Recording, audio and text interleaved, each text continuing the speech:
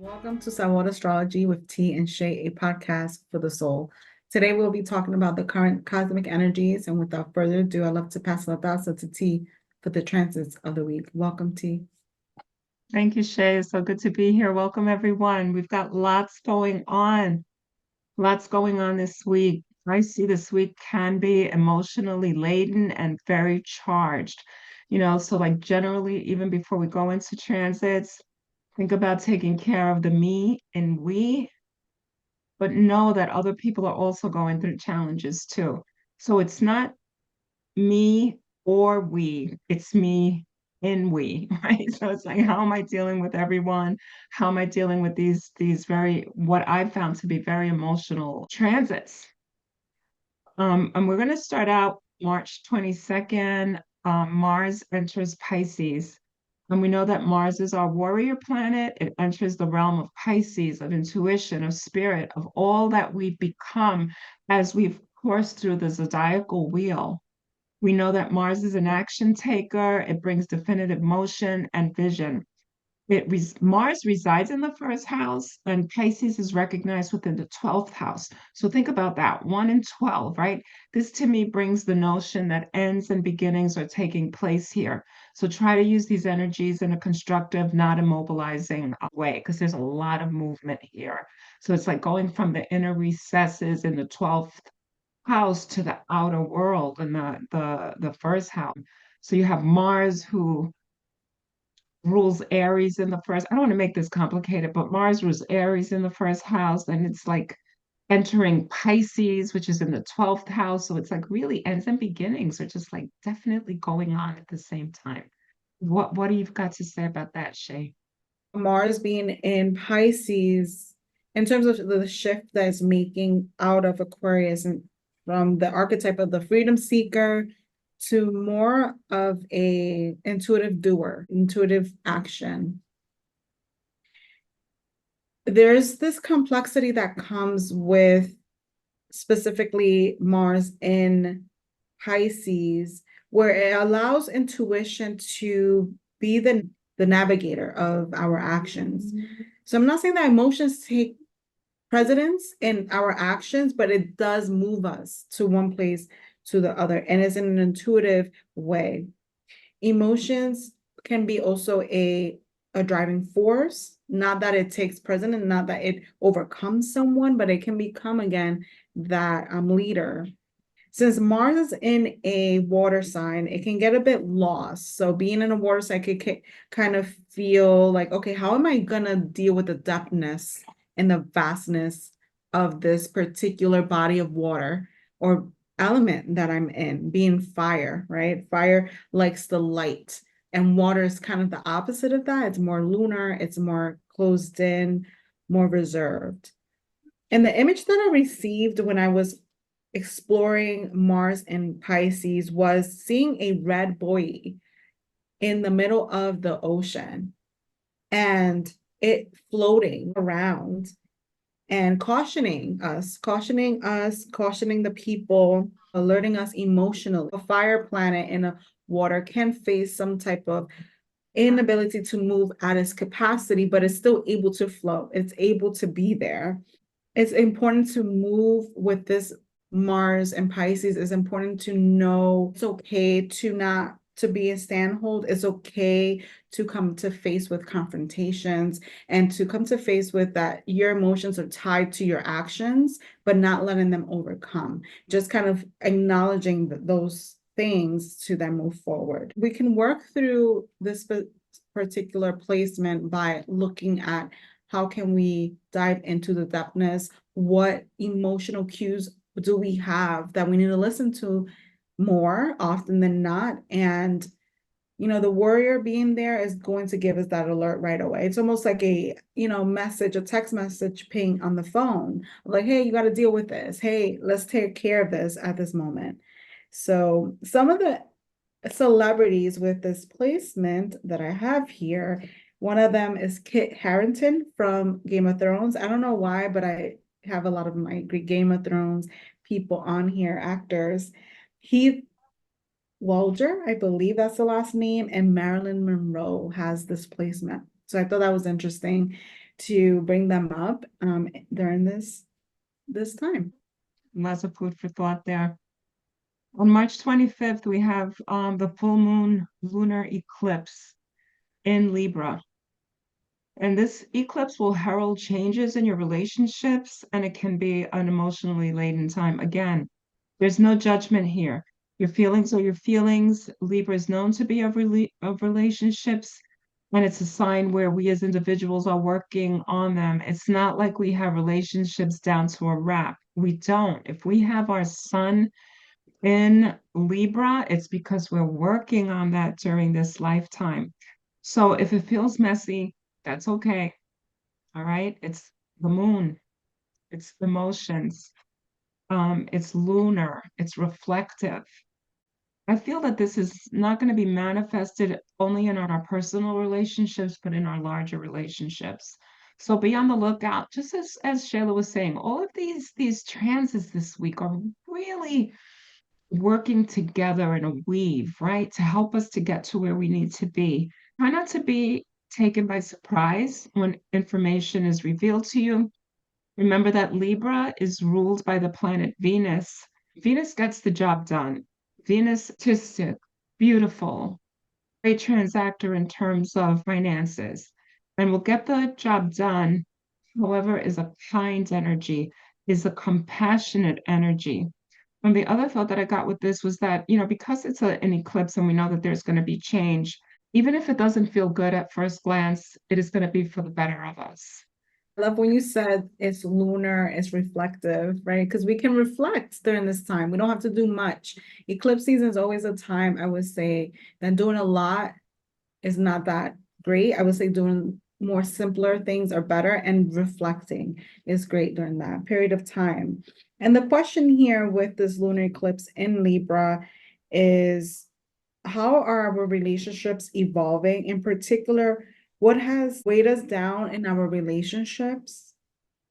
And are we ready to close some doors and some of these maybe unhealthy patterns? Or are we going to close one door and open one to be more open in relationships? This can really refine and help us grow in that area, as well as recognizing who we are in that relationship. Because I feel, again, what the person that we're with doesn't have to be romantic, is a reflection of us. As I was exploring the eclipse, I noticed that Chiron and Mercury are also influencing this sancocho. And for those who don't know what sancocho is pretty much this vegetable meat stew. It's a tradition in Puerto Rican and Dominican cultures and many other cultures. We're mixing that in. We're putting in Mercury and also Chiron, the wounded healer archetype. And it's wanted to speak of, what have we been holding personally? What have we been afraid or scared to share that can actually open more doors for us in these kinds of relationships? And then that relationship to the self. There's a possibility that these forms of communication can bring some sort of transformative support, where it allows us to heal, because Chiron is there, very, very impactful for us. Is going to ask us, okay, yes, there is something that's hurting you. Talk about it. This is the person you should be sharing this. So this group of people, don't hold back, because that will hurt you more in the end and run, gain more clarity during this time. There's a lot of evolution here that's happening in our relationships. What are we cultivating, and upgrades that we can experience if we allow it to happen. Again, lunar eclipse are there. These are forces that are big. They're like super moons, and they're going to allow us that moment to reflect and really move forward in that evolution. We might already be feeling that already, because we're so close to the eclipse season. Notice anything that's coming up for you that's like, aha, like this is coming up, I need to deal with this, is because this is a theme that it will be with us for the next 6 months, that we'll definitely deal with, and will affect different areas of our life depending. Take that moment to see what are some of the patterns that you notice now, to help you become more, just cultivate a better sense of how to work with the eclipses as well. Though there's not a way to work with eclipses, it's just listening in and reflecting. A lot. It's a very energetic week. And what I'm thinking here is that because we can only do things linearly in this podcast, we are going to talk like each transit separately. However, this is all happening this week. It doesn't start. If I say, like, I'm going to say Sun in Aries sextiles Pluto and Aquarius from 320 to 322. We're not like that. We're not made linear, right? So, like, we're already feeling things. It's going to lead into the next transit. So just be aware of that, that as we speak linearly, that we are also here reflecting on the larger scope of what these transits are. So I'm going to start out with Sun in Aries, sextiles Pluto and Aquarius from 320 to 322. And Sun in Aries brings us assertiveness. It's a no holds barred type of energy.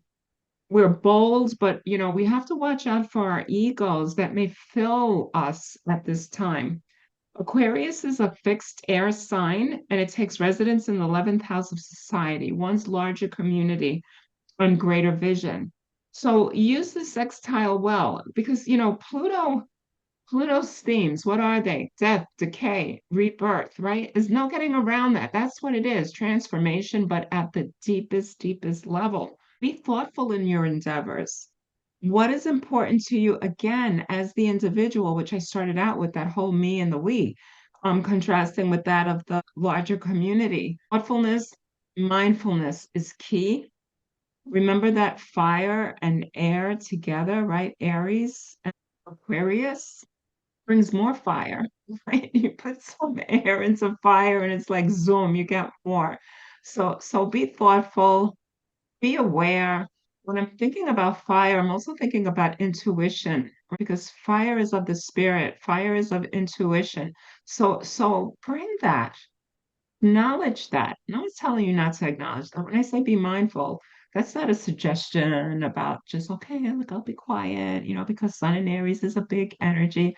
No, it's not about that, but it's like just like kind of like take stock what your involvement is in a particular area of your life that will show itself during this time. Mm. Shay. Yeah, definitely mindfulness of ego and how we're relating to that. I think it's very important. And the flavor of this transit is one where we're arriving home with freshly new groceries. We have all these grocery bags and we have to unpack all of them and place them in the fridge. And this is like imagery for us, how that looks like for you in the daily. And to imagine this particular transit. And so we're unpacking these things from our grocery bags, putting them back in the fridge. We might feel exhausted because we went out and we bought all this food. And here it's talking about the collective is unpacking and we're starting anew. We're unpacking a lot. And I speak of that because there's this feeling of this renewal that's happening as the sun will be in 0 degrees of Aries. Pluto will be 1 degrees of Aquarius at that time. There's this renewal that we need to start unpacking. And this renewal we can experience if we choose to open up to change, because here goes Pluto. And it's like, well, I can give you a hand, but it's up to you now of how you want to unpack that. And there can be an upgrade areas that we are choosing to upgrade. And this can create great changes if we choose when it comes to the self and how we're relating to, again, the Pluto and Aquarius, the greater, I want to say technology, but the world, communication, the ideas of the world. We might feel connected or we might feel disconnected, and we can unpack that for ourselves and make an informed decision. And this can also speak about what's going on right now with the government and our elected officials, where there's changes and what are we gonna do? And will this impact us as a whole? So for us to keep that in mind, are we unpacking or repacking or just leaving it as is during this time of political, I would say, upheaval, chaos or discomfort? And what are we doing in place of that?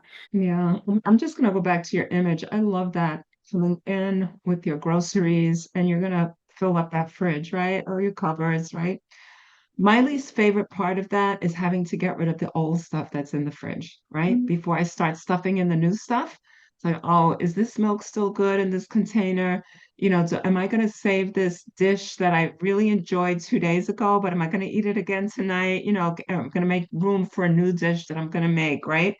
And that does take consideration. Unpacking the old before you can like put in the new. That is just such a great image. And so thank you for that. Your flavorful image. All right. Let's talk about the next two transits together because they're both Mercury and Aries.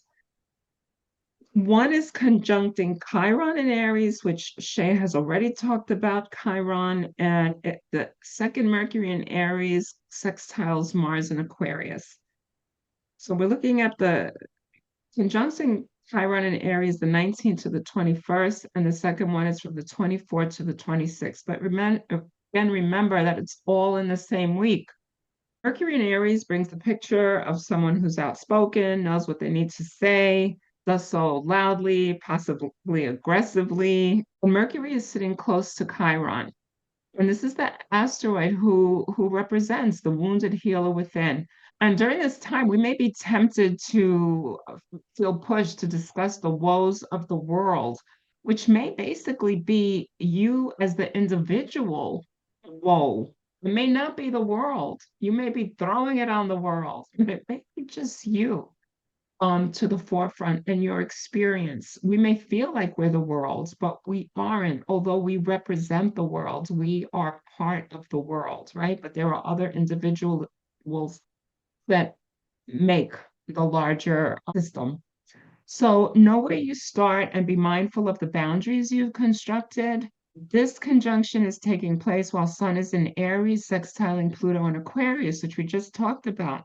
So I suggest taking measures to make sure that the healing you've needed is in progress before you blow up the outside world. Okay, sometimes I can bring my wounds, and it's like my wound is so big, I'm gonna blow up the spot. So I'm not just blowing up the spot, I'm blowing up everything around me. How am I going to treat that during this transit? Remember that kindness starts within. And that leads to the second one, which, Mercury in Aries sextiling Mars in Aquarius. So this is emboldened. This is passionate. This can be poised for a fight. When it's us by ourselves and we feel like we haven't had our needs fulfilled, we may go into combat so we can get what we want. There's nothing wrong with asking for our needs to be met, nothing at all. We all need to do that. Aquarius is an air sign of the mind, and the symbol is the water bearer who funnels their emotions onto society. Be mindful about what is ignited by your Chiron, your personal Chiron. Although Chiron is, of the generation, Chiron is of a certain time. So it's not you by yourself, but it's again the me and the we. I keep going back to the same themes here. So I ask myself, what is my fight? Is it the world's fight that I feel I must speak out on? I have to know myself before I go into the war. I have to know myself. I have to know the issues. I have to know what's going on around me.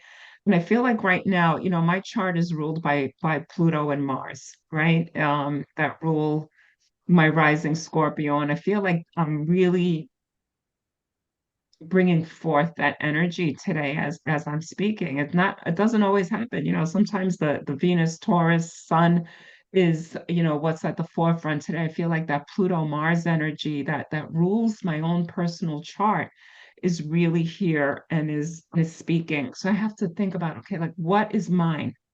What do I own? What doesn't belong to you? But am I pushing that on you? Or is it something that we share together? Very deep. And it's good to go back to the I, the we, because it is a collective transit, sitting down with a lot that we need to think about and do. And it doesn't just apply on the personal level, but it applies to the bigger picture. And this is all happening while the eclipse season's happening. Is going to push us. And however, before we can move forward, I always say this, and if you've our viewer, you'll notice that I'll say we had to go back a little bit to go forward. Why? Because we are unpacking again all these wounds, and a lot of the times we're looking at the past. Okay, because these transits are really close to the nodes. So we're looking a little bit behind, our shoulder to then look forward.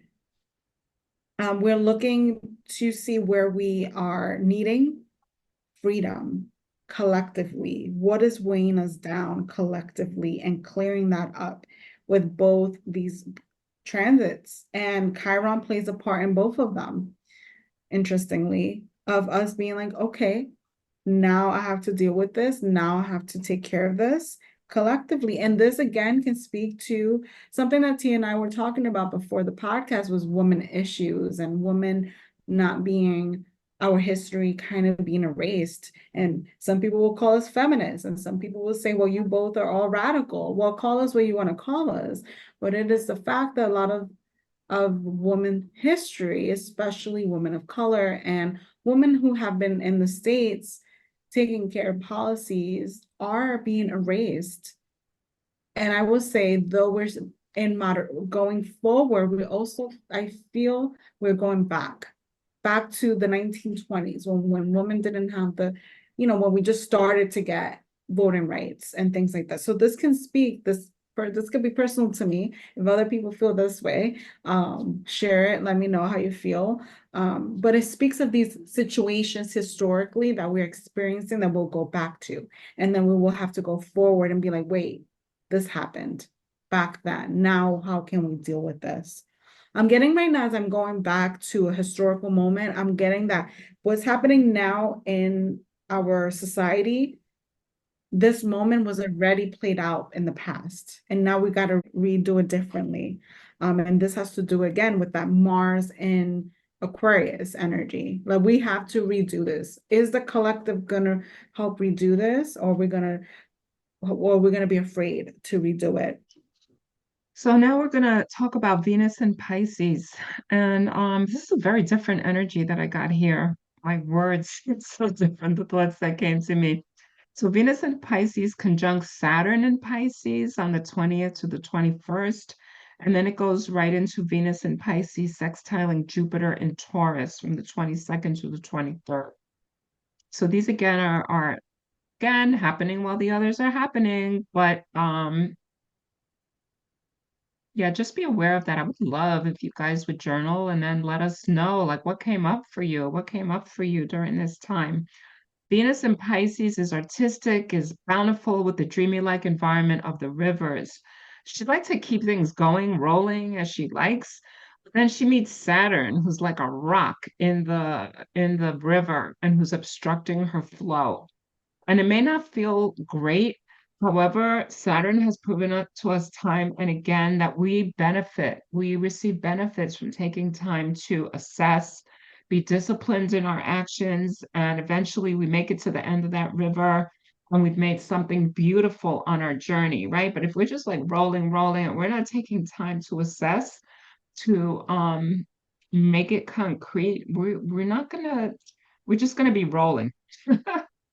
I see it as it's like those marble statues where the subject appears to be wearing these flowing robes or like his wind is coursing through like these veils and it's made of marble and you're wondering how was the artist able to make something so beautiful because they were methodical. They went with the flow, although they worked like very detailed um obsessively. They took time with it. They just is, oh, I'm going to do this, and then the thing happened. No, that's not what they did. And then then we see what they've made, these beautiful marble statues that very Venusian, very beautiful, but it took discipline and hard work. So that's the conjunct Saturn in Pisces, where Venus in Pisces sextiles Jupiter and Taurus. I see it again as a time where you can create something beautiful on the home front. Maybe it's in your relationship. maybe this decay, this death, this rebirth, maybe it doesn't have to end, right? We hear decay, Pluto, death. It doesn't mean that there's a finality in all of that. Maybe you're just going to create something better, something different, something more beautiful in your life. So, but the image that I got is, maybe sounds superficial, but that's what came to me is the pillows on your couch. You're beginning that gardening project that you've wanted to do. Maybe you've thought about putting a waterfall, onto your property. Whatever that is, consider it before you do it, right? Because Jupiter is going to make excess. Jupiter is going to make things happen. Jupiter, maybe it just, so capture your thoughts on paper, or maybe make a tiny replica of what you're going to do before you make it big, right? Like when an architect creates something, they don't just build that building. They've made their little model first, right? They say, okay, this needs to go here, this needs to be there. They measure. So sit with your blueprints, basically, is what I'm saying. That will help Saturn, that will help Jupiter come to some sort of accord here during this few day transit. And that the overriding thought I got when I was looking at these transits was that the planets want to see you make your dreams and your visions manifest. They want to see your dreams come true. So again, as Shay was just talking about, like be there, be in it, like be thoughtful, be mindful of what it is that you want to create. It's a thought, but an action makes that thought, come to fruition. So that's what I've got. That's beautiful. I love the marble structure. Both Saturn and Jupiter, the energy is different between both of them. But what the Saturn does with the connection with Venus is test us. Where are we in the meter of our, again, relationships or our sense of self-worth? It's okay if we start to notice, oh, okay, questioning of our worth. Just notice that where is it that you're in particular looking at in terms of self-worth? Is it something that you want to change or something that you want to improve in? And take it and apply it. I feel like both Jupiter and Saturn and Venus, with Venus, really speaks of application of changes, application of the things that we're dealing with.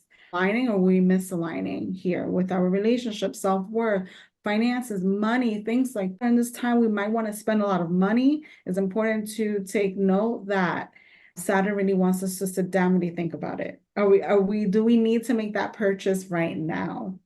Again, this is running the eclipse season. So if it's meant to be, get it. If it's not meant to be, leave it. And then after, when you're out of the eclipse season, buy that, because there could be this sense of not having enough financially or not feeling enough or equipped financially. So start to think about ways to incorporate that in a practical sense and how you can maybe make some Excel sheets and like to help your finances and things like that. But Jupiter comes into the picture and is like, I want to give you a time where you can enjoy and splurge, but it's really about working through that by finances and self-worth. These are the three things that came up when I was exploring these things. So you pick an area that you feel that resonates and see where you can expand in, but also where can you put some structure in, so it'll help you in the long run. Encounter some older people or people with a lot of wisdom that will come in and teach us something and will speak to us. So it's important to listen, not disregard messages. Maybe one word someone interacts with you, listen and take note, because it'll help you in the long run. And again, this is all around eclipse season, so it's all prevalent to our lived experiences. That's great. That's great. This is going to be some week. Yes, we'll be Reach out to testing you. for sure. You grab a hold of someone that you love and let them walk with you during this week. So yeah, so that's what we've got for transits. And I am trying to cut back a little bit. So right now I will be open for readings just for a couple of weeks, just to honor the energies that are happening, but I will be open for readings. So please, step up and, come to my website, teresavarela.com. And I'll be happy to see you in front of me, a Zoom online readings, consultations. What about you, Shayla? Similar, I'm also open for spiritual and wellness visits, and I'm doing in-person visits from Saturday, Sunday. So feel free to, if you want to do an in-person session, to go into my website at www.shaylaandrose.com, learn more about me and my avenues of healing, especially during this time that all of us are experiencing major shifts and changes. So it's good to always check in. Sweet reminder to head over to Patreon, where we have beautiful content like the mysteries of Muerte Mercado, where we talk about his mysteries, his life, Shakira, Carol G, and many more. And then we'll have more new people in the Patreon for Aries season. So stay tuned. Say con mucho, mucho sabor. We love you, and we'll see you next week. Bye, Thank you, everyone. everyone, for tuning in to Sabor Astrology with T and Shay. Remember to like, share, and subscribe, and we will see you on the next one.